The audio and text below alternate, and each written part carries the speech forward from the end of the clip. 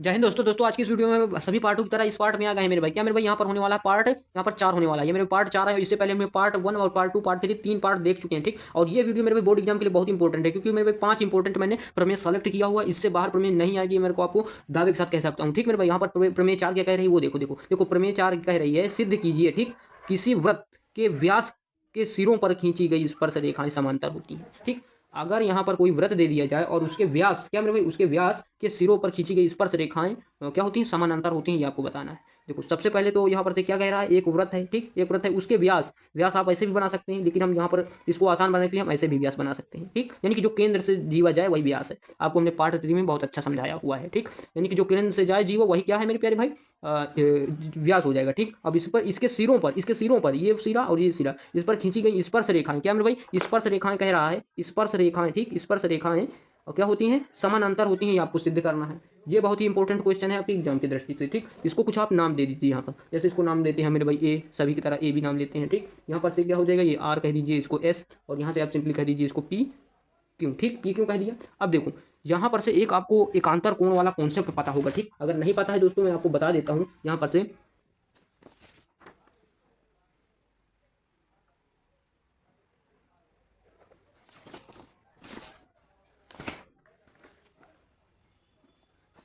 एकांतर कोण का प्यारे भाई कॉन्सेप्ट क्या है वो देखो। यहाँ पर जेड वाली आकृति की बात आती है, ये वाला कोण और ये वाला कोण बराबर होता है, ठीक। जेड में अगर ये वाला ऐसा कोई कोण हो और उसको ऐसा, इसको पूछे जो, अगर मान लीजिए 10 डिग्री है तो ये भी 10 डिग्री होगा। अगर सिंपली इसको उल्टा कर दें, कुछ इस प्रकार कर दें, ठीक, इस प्रकार, तो ये वाला जो कोण होगा वो इसके बराबर होगा, ठीक। यही कॉन्सेप्ट यहाँ पर लग रहा है, ठीक। यहाँ पर से आप क्या देख रहे हैं कि ये जो आकृति बन रही है, ये करके इस प्रकार, ठीक, यहाँ पर जो कोण बनेगा वो इस कोण के बराबर होगा, और जो इस प्रकार से ये कोण बन रहा है, ये जेड उल्टा, तो इसके बराबर वाला कोण इसके बराबर होगा, ठीक। ये आपको बताया गया है यहाँ पर। इतना कॉन्सेप्ट लगेगा बस आपकी प्रमेय सिद्ध हो जाएगी, ठीक। यहाँ पर आप पहले की तरह सबसे पहले क्या मानना है कि माना, क्या मेरे भाई यहाँ पर लिख देना, माना ओ केंद्र का एक वृत्त है, ठीक। यहाँ पर लिख दीजिए,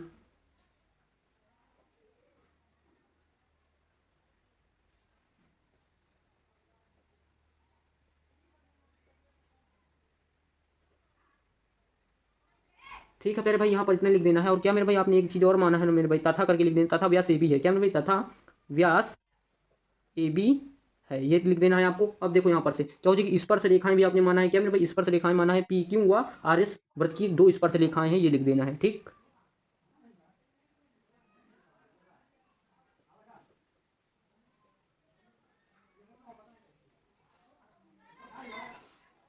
ठीक, इतना लिख देना है आपको। अब यहाँ पर से देखो, चूंकि आपको एक कॉन्सेप्ट पता है, ठीक मेरे भाई, स्पर्श रेखाएं त्रिज्या के साथ 90 डिग्री का कोण बनाती हैं, यहाँ पर 90 डिग्री कोण बन रहा है ना, यानी कि क्या लिखना है यहाँ पर, चूंकि आपको पता है एक बात क्या है मेरे भाई,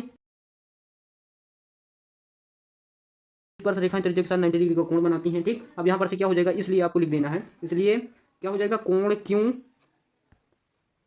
इसलिए आपको यहाँ पर से लिख देना कोण क्या हो जाएगा, कोण क्यों ए, क्या मतलब कोण क्यों ए, और यहाँ पर से क्या कह सकते हैं ओ, कोण क्यों ए ओ, और यहाँ पर से क्या हो जाएगा बराबर कोण आर बी ए, ठीक। इस प्रकार आपको कह देना है आर बी ओ, ठीक, इस प्रकार आर बी ओ, यहाँ पर ये बिंदु आपको ओ मानना है, ठीक।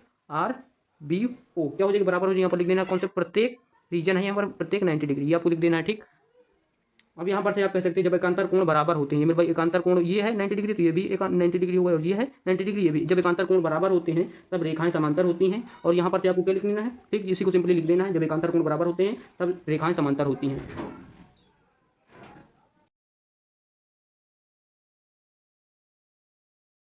सिंपली आपको यही लिख देना, जब एकांतर कोण बराबर होते हैं तब समांतर रेखाएं बराबर होती हैं, समांतर होती हैं, ठीक, समांतर रेखाएं, ठीक। यहाँ पर से आपको लिख देना है, इसलिए यहाँ पर रीजन लिखना है आपको, पी क्यू, क्या मतलब पी क्यू और आर एस क्या हो जाएगी भाई, समांतर रेखाएं हो जाएगी, यही आपको लिख देना है, ठीक।